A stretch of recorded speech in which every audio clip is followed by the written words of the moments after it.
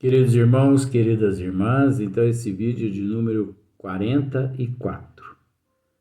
A Gênese, capítulo 1, caráter da revelação espírita. Dando sequência, na questão de número 13, nós vamos ler apenas 2 linhas para darmos sequência. Então, olha só para você ver. Porque os pontos fundamentais da doutrina provêm do ensino que deram os espíritos. Deram os espíritos encarregados por Deus de esclarecer os homens acerca de coisas que eles ignoravam. Então, nós sabemos que a doutrina dos espíritos é o Consolador prometido por nosso Senhor Jesus Cristo há 2000 anos atrás, quando aqui no corpo físico uma centelha tua esteve. E nós sabemos que o Espiritismo é nada mais, nada menos que o cristianismo redivivo, né? E também nós temos que entender, por exemplo, o aluno, a pessoa, a criança ou o adulto também, quando quer aprender, quer conhecer algo, ele tem que buscar uma sala de aula, ele tem que buscar um mestre, ele tem que buscar um professor. Porque nosso Senhor Jesus Cristo nos disse: conhecereis a verdade, que a verdade vos libertará. Mas como? Como adquirir a verdade? Se a pessoa não opta pela causa, né? Se a pessoa não busca, se a pessoa não persevera, se a pessoa não persiste. Então, observa para você ver, com todo respeito. Todos os dias aqui nós nos encontramos nessa perseverança, nessa persistência, fazendo aquilo que nos foi confiado. De certa forma, não é tudo, não. Nós vamos enxergar isso aqui logo mais à frente. Mas nós estamos tentando fazer a nossa parte. Então, se a pessoa deseja adquirir conhecimento, ele tem que procurar a sala de aula, procurar um professor, procurar um mestre, né? São termos. Porque senão ele não amealha conhecimento nunca. Porque por mais inteligente que seja a criança, ela necessita de um professor, né? Eu costumo dizer, por exemplo, você acha que Albert Einstein não passou pela sala de aula? É lógico que ele passou pela sala de aula, ele precisou de uma professora que lhe fornecesse ali a base, né? O princípio, para que ele, em dado momento, despertasse. Hipólito Leonard Rivail, por exemplo, aos 54 anos de idade, totalmente assim, sem conhecimento nenhum dos fenômenos espíritas, porque não existia, é lógico, mas ele tinha um grande conhecimento de magnetismo, mas eu vou usar esse termo assim, para ficar mais fácil. Ele acordou para esses fatos aos 54 anos de idade. Então, todo mundo é assim. Então, observe só para você ver. Aqueles que buscam a sala de aula, aprendem, né? Se tornam cientistas e tudo mais. Aqueles que não buscam a sala de aula, fica igual eu.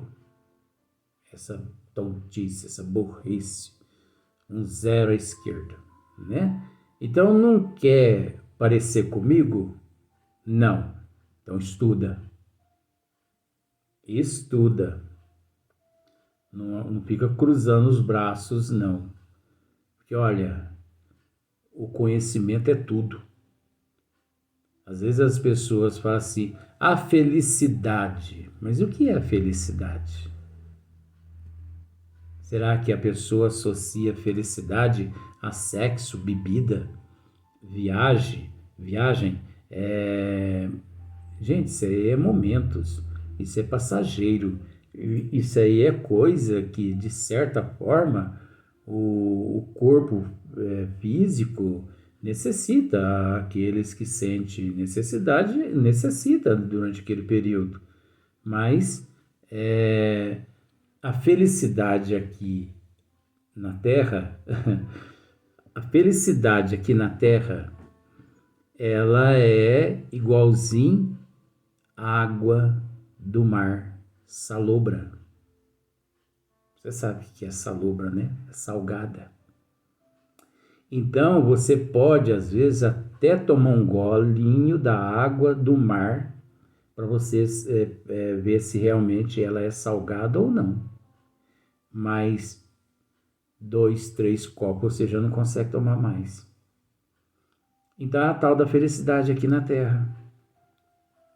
Observa só para você ver. Tem pessoas que, com todo respeito, posta no Facebook, né, e na rede social, encontrei o amor da minha vida, felizes para sempre, e tal, e tal, e tal, e tal. E as pessoas, fotos, né, em viagens, e gastando nos shoppings e tal. Daí 3, 4 meses a pessoa tá ali amaldiçoando o outro porque se separou, porque foi traído ou foi traída e tal, e tal, e tal, e tal. Até porque a gente sabe que não existe a traição. A traição, por exemplo, se eu trair a minha mulher, eu não estou traindo a minha mulher, eu estou traindo a mim mesmo. Se ela me trair, ela estará traindo ela mesma. Ainda bem, graças a Deus, que eu sou divorciado, mas casado com Deus, com Jesus, com a mediunidade, com a humanidade. Então, eu sou casado com todo mundo. Então, é isso aí. Então, os espíritos, né, essa prede de espíritos encarregados por Deus de esclarecer os homens acerca de coisas que eles ignoravam. Ignoravam no sentido... então, quando fala-se ignoravam, nós temos que raciocinar a respeito desse termo, porque tem pessoas que às vezes desconhecem determinadas matérias. E pelo fato de desconhecer, significa que ele ignorava, né, aquele conhecimento. Então, é a mesma coisa, eu gosto de simplificar dessa forma. A pessoa chega e pergunta a você se quanto é 3 vezes 8. Eu gosto de colocar essas continhas simplesinhas assim, só para a pessoa raciocinar mais fácil. Quanto que é 3 vezes 8? Aí a pessoa fica com uma certa dificuldade e tal, mas um dia ele aprende que 3 vezes 8 é 24. Aí ele já não ignora mais. A ignorância só existe antes que a pessoa adquira o conhecimento. Adquirir o conhecimento, ele já não é um ignorante mais da matéria. Mas em matéria de perfeição eterna, nós sempre seremos ignorantes, em sentido de que nunca amealharemos tudo. Então os bons espíritos, né, vieram e muitas coisas esclareceram, inclusive tudo aquilo que o Cristo disse há 2000 anos atrás e que a humanidade não decifrou, e muitas coisas ainda que teria que ser revelado. Então, os homens acerca de coisas que eles ignoravam, que não podiam aprender por si mesmos, né? Então, existe coisas que não há como a pessoa aprender por si mesma. Precisa, como eu disse aqui, o caso do aluno. Ele, para aprender, ele tem que ir à sala de aula, né? E em tudo. Uma escola profissionalizante, a pessoa tem que ir à escola profissionalizante para se tornar um profissional, né? Para manusear as ferramentas e tudo mais. Então a vida é uma escola. A vida. Agora, independente do grau evolutivo, independente onde o indivíduo se encontre, tanto nos mundos mais inferiores quanto nos mundos mais superiores, a vida é uma escola. O universo é uma escola. Os universos, por toda a eternidade, significa escola, faculdade, oportunidade de aprendizado. A gente dá umas cabeçadas aqui, umas cabeçadas ali, mas a gente acaba aprendendo, né? Então, que não podiam aprender por si mesmos. Então, muitas coisas, nesse sentido da doutrina espírita, né? Inclusive a respeito dos fatos, as pessoas não teriam condições de aprender por si mesmas. E que lhes importa conhecer. Quer dizer, é de extrema importância a pessoa conhecer. Hoje que estão aptos a compreendê-las, participa da segunda, né? Por não ser esse ensino privilégio de indivíduo algum, mas ministrado a todos do mesmo modo. Olha só para você ver que interessante.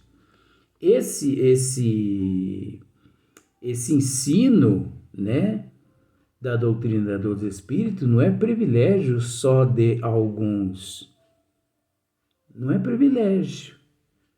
É um ensino divulgado a todos, independente de crença, raça, cor.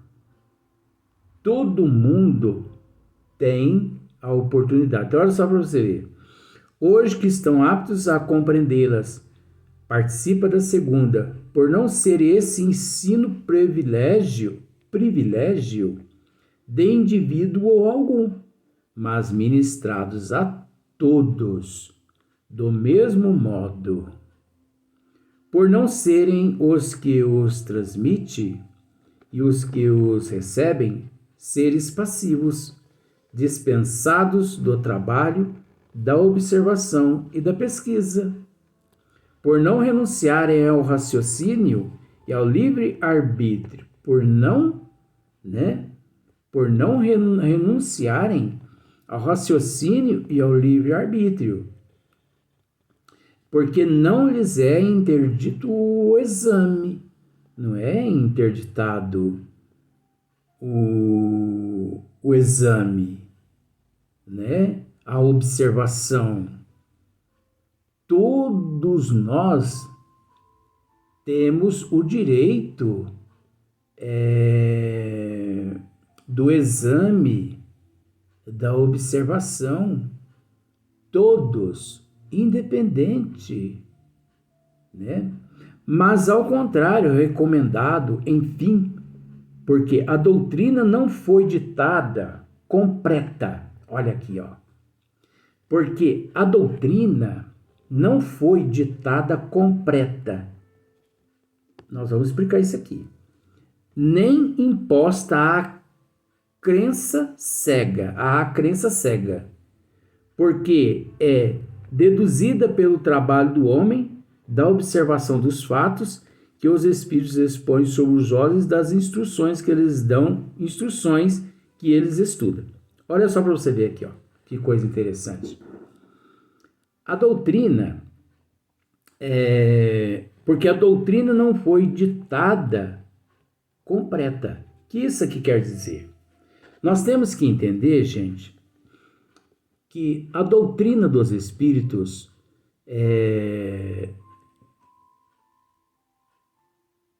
as leis de Deus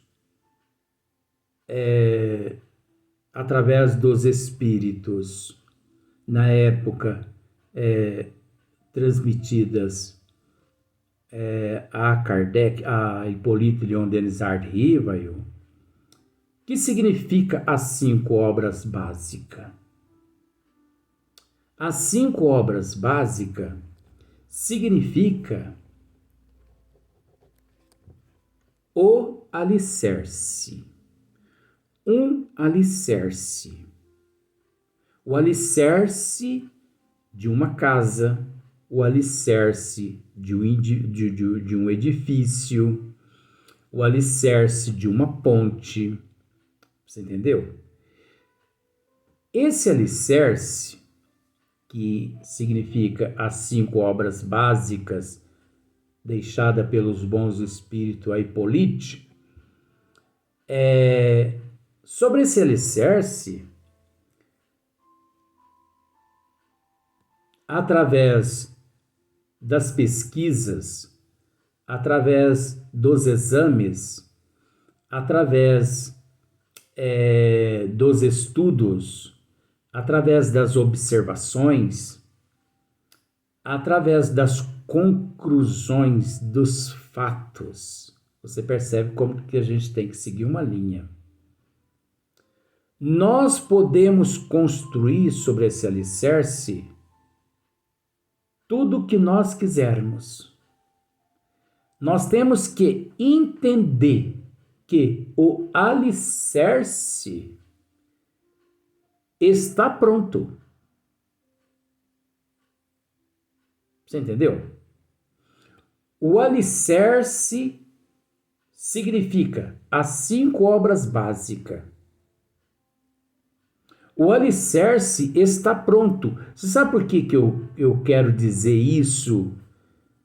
Que o alicerce está pronto? Porque o alicerce significa os desígnios das leis de Deus. Imutáveis.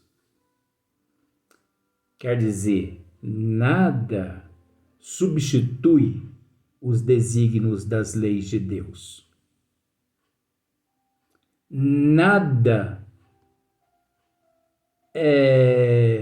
corrói, nada pode substituir os desígnios das leis de Deus. Então, as 5 obras básicas significa o alicerce. O alicerce está pronto. Só que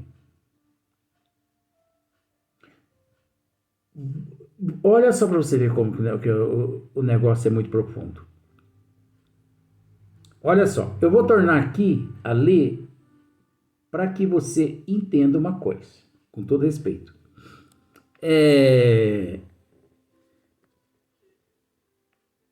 Deixa eu... Tô procurando aqui no nome. Enfim, porque a doutrina não foi ditada completa, nem imposta à crença cega. Veja bem, porque a doutrina não foi ditada completa, então, nem imposta à crença cega. O que Kardec está querendo dizer aqui? Nós temos que separar o joio do trigo.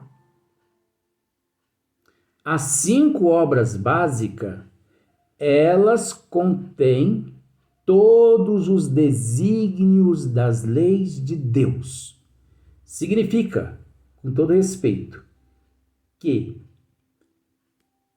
os desígnios das leis de Deus nesse alicerce trazido pelos bons espíritos, encontra sim, de fato, porque agora já é uma realidade, e não é só uma expressão, encontra-se sim prontos.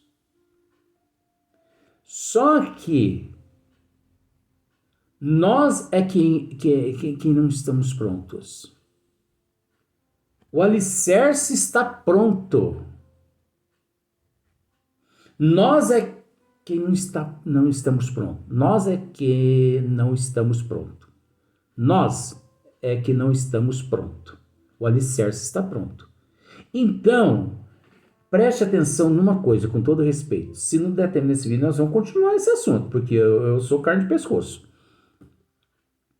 Você chega e encontra um alicerce pronto. Você não pode, antes de um estudo minucioso, de um prévio estudo minucioso, você não pode construir ali sobre aquele alicerce uma casa ou um edifício. Você entendeu? Porque se você faz isso, você está correndo o risco de perder a tua casa ou de perder o teu edifício. Porque você não sabe se aquele edifício comporta uma casa ou um edifício. Porque você sabe que todo o alicerce, o que segura as paredes, o telhado, o que segura o edifício de 10, 20, 30, 40, 50 andar é o alicerce. Por isso, você chega e encontra a doutrina dos espíritos que, na íntegra, em questão de leis divinas, desígnios do Criador, prontas para você se evangelizar, para você se lapidar, para você se purificar. O que você deve fazer?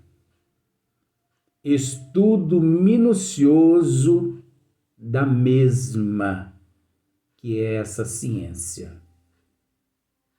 Por isso é inadmissível você começar no espiritismo pela prática.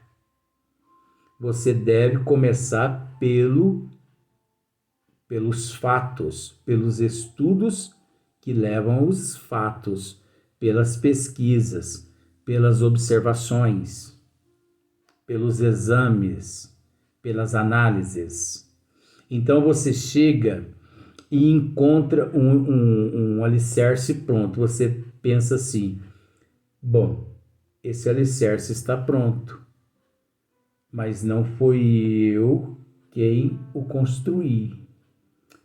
Então, mas eu quero construir um edifício sobre esse alicerce aqui. Bom, eu vou estudar tudo a respeito desse alicerce. O mais interessante, aí agora que entra a questão.